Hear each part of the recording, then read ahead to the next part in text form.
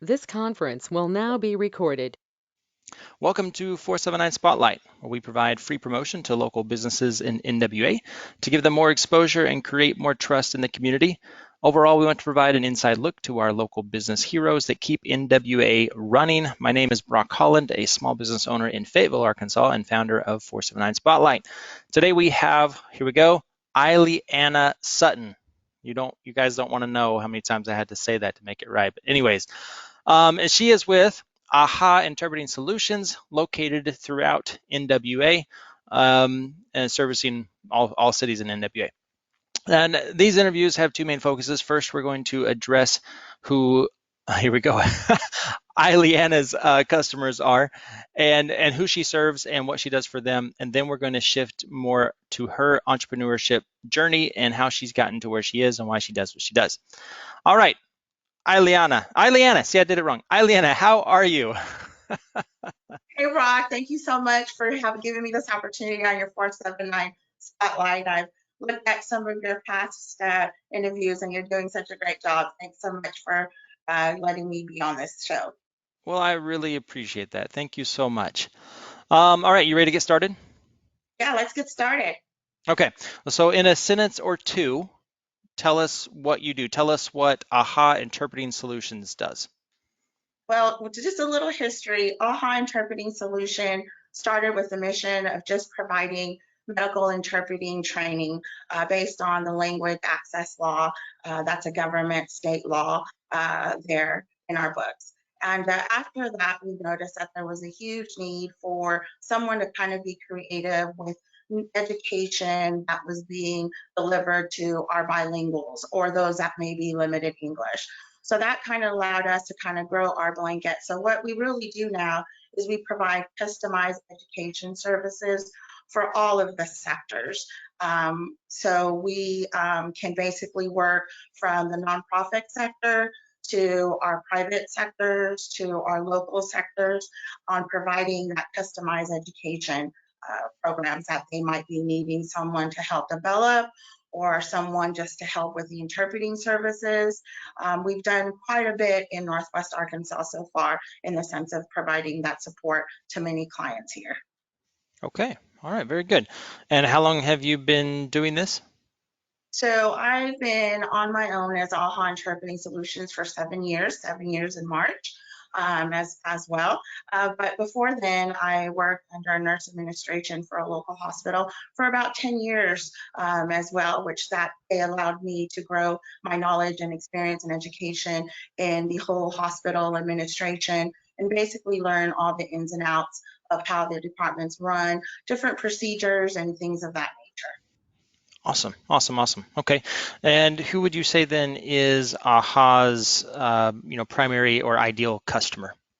So that's the good thing about AHA. When we say who is our customer ideal, usually our ideal customer is someone who's seeking to provide something unique to bring an education program. Let's just give an example. Tyson runs an education program called the Upward Academy, where they initiated a program where they were offering free education within the plant, so their team members did not have to worry about daycare or anywhere of traveling. And so we were the initial pioneers that started that program with them and allowed us to make that bridge with their language and help them enroll their team members into the whole education program as well. So, we've also worked with the United Way to provide customized Marshallese driving ed courses.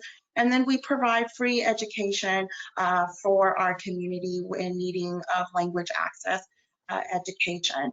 We also have a Veterans Affairs partnership as well, where we offer our customized 40-hour medical interpreting course for free for any VAs or any spouses as well.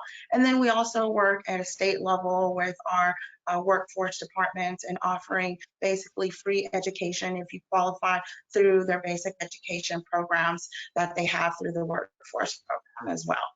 So we, when you say ideal, We have experience a little bit in the Air Force. We've been blessed to travel with Arkansas Trades Commission. We were successful in surrendering services. We were the only team, only women minority team that went.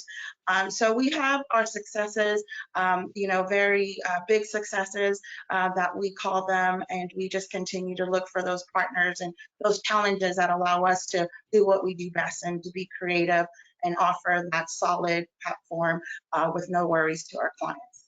Okay. Okay. So to help maybe listeners who aren't familiar with exactly what we do, let's give some more examples here. Like what do your customers get from you that they just like can't get anywhere else? What's the big problem you're solving? I think it's a major language barrier, making sure that our clients know that we provide honest and professional interpreting services. Our interpreters are always screened. We follow all the national guidelines, all of the standards and ethics as we do, and we really do our research when it comes to developing a program that meets all the policies. So let's just say our education partners call on me to say, hey, Iliana, I want to have this education program for our students. So before we even get started, we always do all the policy researches to make sure that everything is standardized. We're also registered as Arkansas State Board of Education, because a lot of our clients like to make sure that who they're working for have met all those criteria as well. So we always make sure that policy and compliant, that our clients don't have to worry about anything in that nature. And even during a project, if we ever come into any kind of compliant issues, we're the first one to let our clients know and give our suggestions on how to handle that before it escalates to any kind of media, a rush out or any kind of pointing fingers at that situation as well. But I think, we're dedicated to all of our program, and our passion comes through as we deliver their project to them. Okay. Okay. You're kind of going this way already. So, do you have any tips or advice for someone who is in need of interpretation services, or maybe they don't quite know that they're in need, maybe they're on the fence if I need it or not? Like, kind of what tips or advice would you be able to offer them, either to make that decision to say, yeah, we need to go ahead and, hire someone like you, or, maybe what is that gray area that they could possibly cover themselves? Can you kind of give some insights in there? So there's always a gray area, unfortunately, to all the policies in government as well. And the LEP.gov site basically gives you a great explanation of all the laws from basic. It even gives you different scenarios of different companies that still are getting sued because they don't provide the proper language services. So minimum service, you always just want to make sure. I always suggest that if you're going to hire a bilingual, minimum you can do is have some kind of language assessment on your records, because if it ever comes to any kind of litigation, the judge is going to ask, who deemed you an interpreter? So you want to make sure that you have at least that check mark as well. Now, the gray area in the education part of the LEP, which really is just to standardize education that says you need to train your bilingual to a certain amount, but there's no stated law in Arkansas that says a 40-hour prerequisite. We took our 40-hour prerequisite education based on the national certification process that makes it prerequisite to have a 40-hour minimum education. So that's kind of where our interpreter training is at. We are, I think, our experts in that compliance area, and the way we deliver the 40-hour policies and regulations go above and beyond, I think, what you can find doing it based on something or just a regular curriculum that you might find online. Okay. And maybe I'm probably speaking more for myself more than probably anybody listening, but I just want to kind of use an example here. So if a bank is looking to hire someone who's bilingual, but I want to bring them on to be able to use, that language in order to service other customers, you're suggesting, or perhaps even the law is hinting at that, hey, these individuals need to have some official training in order to qualify them as actual interpreters, so that if there's any question in regards to misunderstandings, then they're able to be free and clear of that. Is that correct? Am I seeing this correctly? Yes, Okay. that's correct. But I think in the sense of education, that's kind of the gray line in the law. The minimal, I think, standard is to make sure that your person or whoever you're communicating with has a level of proficiency that you feel deemed is appropriate for your job. We have Okay. clients that have a different level of proficiency. We develop language customized assessments based on their need. So we're able to, test, let's say, a firefighter versus someone who works at the animal control department, just to make sure that their language assessments are what we call working language assessments, and not assessments that anyone can basically fake because they're going to order some food at a restaurant. Mm. As well. And also that also makes your bilingual staff a little bit more confident knowing that you've taken that opportunity, that compliance from them, and now they're part of your actual team. Got it. Okay, that's awesome. Well, then how can somebody purchase your services? Where do they go? They go to our webpage, www.ahainterpreting.com, as well, or you can just reach out directly at info@ahainterpreting.com as well. There's just hit the contact on our webpage, and we look at our questions and answer back. And any questions are good questions. Fantastic. All right. So if there's anybody out there that's needing some bilingual training in order to, cover themselves or in order to better prepare themselves, come see AHA. Get signed up and make that happen. Let's shift to you as an entrepreneur and kind of 7 years ago, what made this shift? So what was it that made you want to start this business? Well, honestly, it really happened, I think, by faith and by me stepping out and getting pushed a little bit. I was caught up in the downsizing of our local hospital. They had a couple of downsizing and was called up to my administrator's office and was told that I was being cut, which was a little bit of an aha moment for me because you don't think that a program as one that I was managing at the hospital would be cut, but things happen. But luckily at that point I had already started burning the midnight oil, as they say, developing my curriculum, getting my business license, and really working with a couple of good friends on making sure we were doing everything correctly. We knew that when we stepped out, we had to make sure that we were compliant at 100%. And that took some time. So juggling my midnight hours and having to be at the hospital at 5 o'clock in the morning, because sometimes our interpreters were needed at 5 o'clock in the morning for those first appointment surgery schedules that were on our schedule. I was kind of pushed out of there. So really, I really didn't have a other choice but to really kind of step back. And after being somewhere for 10 years and learning so much and being able to learn from my peers, and being able to travel to California and learn what they're interpreting, how they were offering language access there, and being able to travel to Little Rock and really being able to emerge to work side by side with some of the best doctors in Northwest Arkansas and work with our compliance officer really allowed me to be confident and, being able to pull those skills and my management skills and financing and, being able to get along with just about anyone that I meet.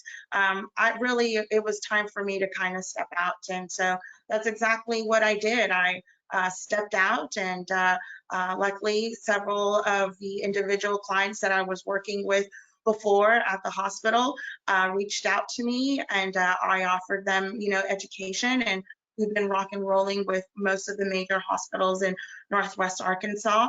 And several local businesses as well. And we've been able to travel all over the US to offer our aha moments in our education umbrella as well. And so, 7 years here we still are.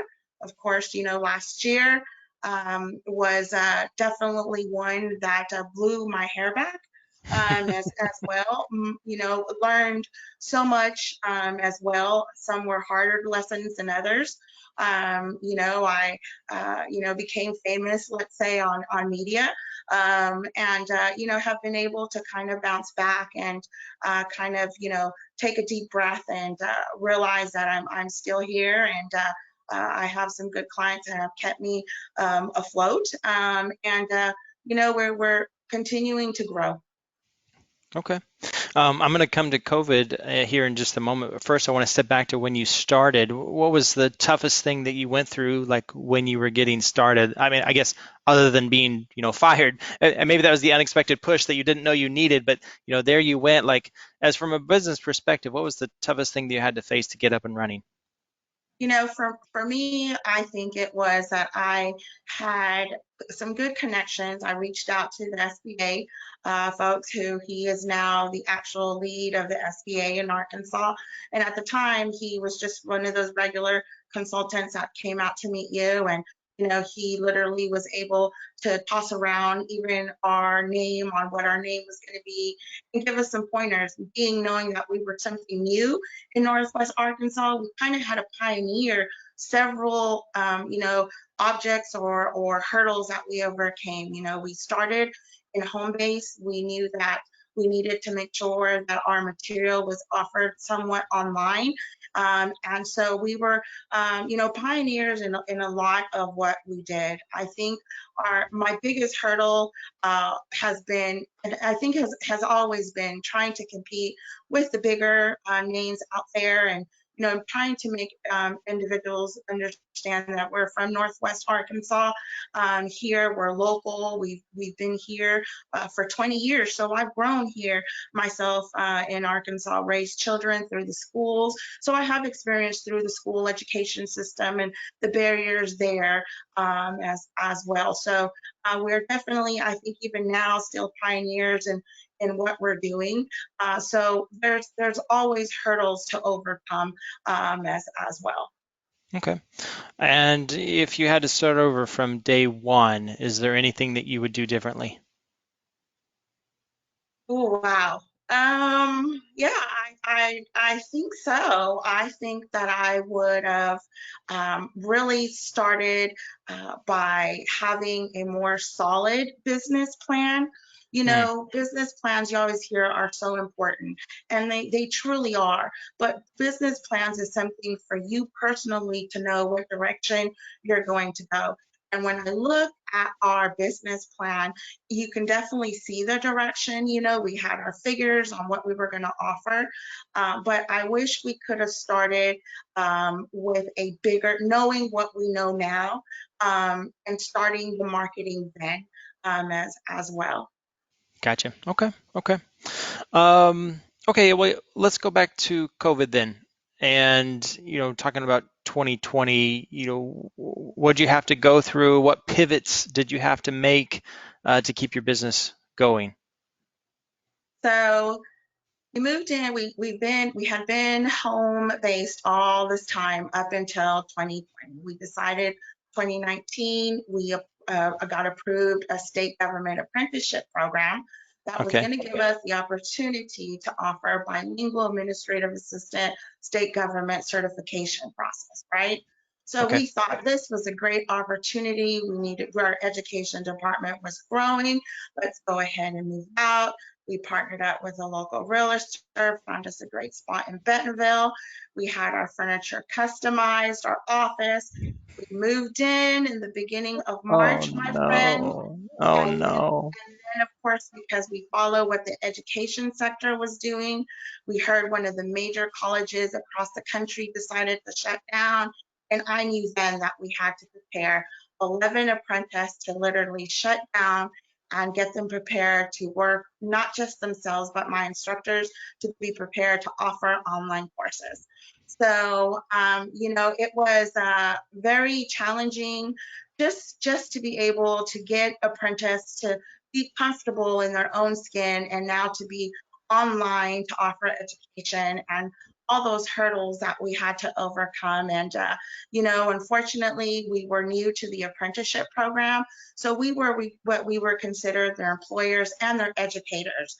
And so you can imagine us trying to continue to provide 11 apprentices those wages for about 6 months or so, when everything literally just shut down. So meaning our education department just literally just came to a stop.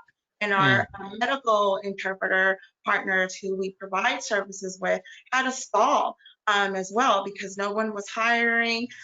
So it was a huge challenge personally to try to hang on to our 11 apprentices, but I have to announce immediately that we've had to shut down because of budget.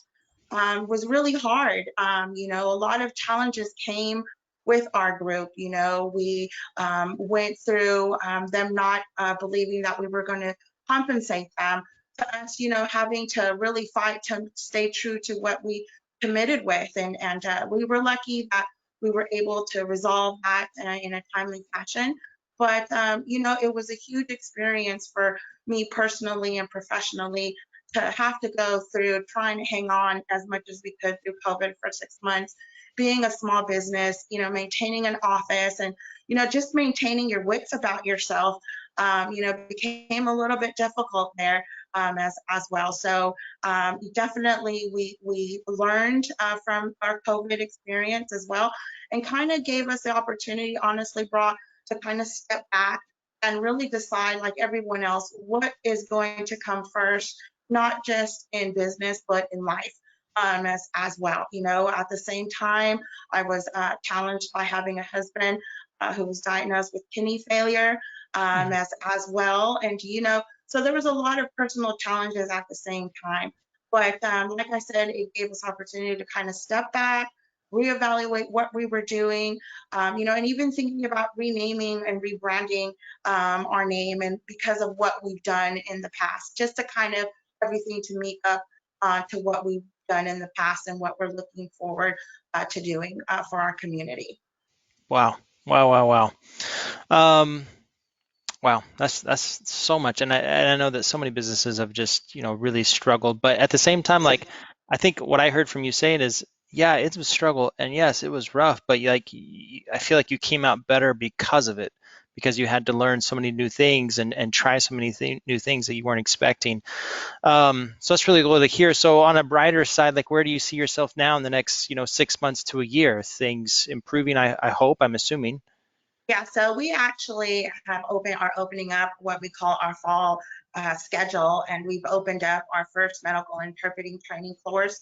And what we're going to do is we're just going to follow along. We're currently going to look for partners that are employers that are looking to hire bilinguals and partner up as part of our apprenticeship training program to kind of create a win-win situation. They offer the employment and the training, and we offer the education at nighttime for them to try to save them some resources and maybe becomes a little bit better way for them to market their position. I know a lot of employers are having a hard time hiring. Everywhere you look, there's hire signs.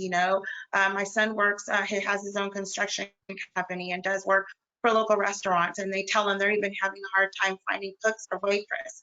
So, Right. hopefully us partnering up and giving them a little flair on what they might be able to offer their employee is what our hopes are, so we can actually have our apprenticeship program up and running by the fall as well. So we're definitely looking forward to at least, having some partners jump on board for our apprenticeship program, and then to meet anyone else who's interested in not just language, but also cultural training as well. Society has changed, not just COVID in 2020. I mean, not to get into politics, things just drastically changed. Our world kind of was flipped inside out.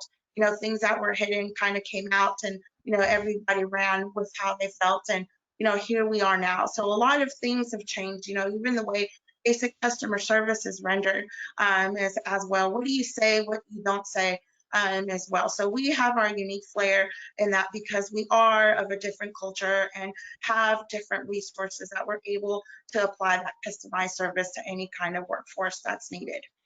Okay, awesome, awesome, awesome. Here's my one hardball question. What is your why?